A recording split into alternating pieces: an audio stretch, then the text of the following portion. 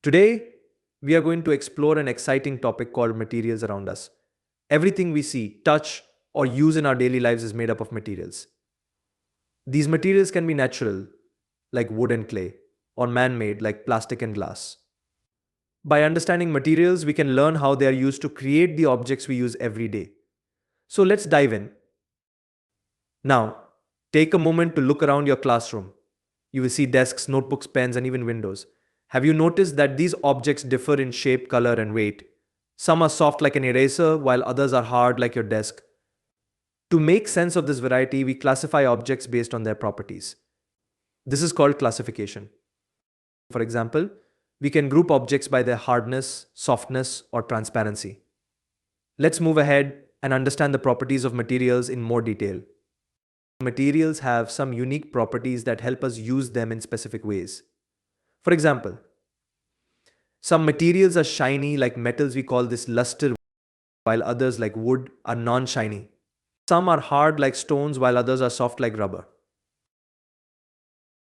Materials can also be transparent, translucent, or opaque. Transparent materials like glass let you see through them, while opaque materials like wood do not. These properties help us decide how to use materials.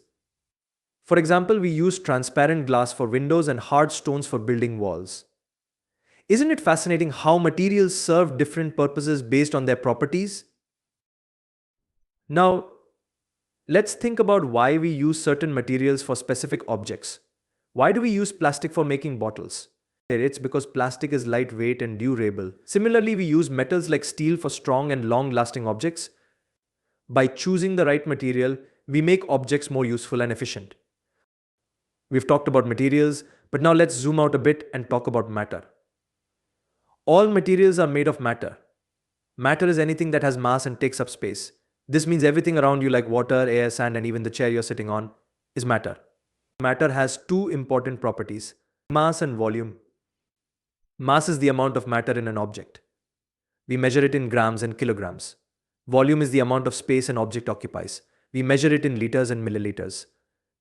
For example, when you buy a 1 liter bottle of water, the 1 liter tells you the volume of the water inside.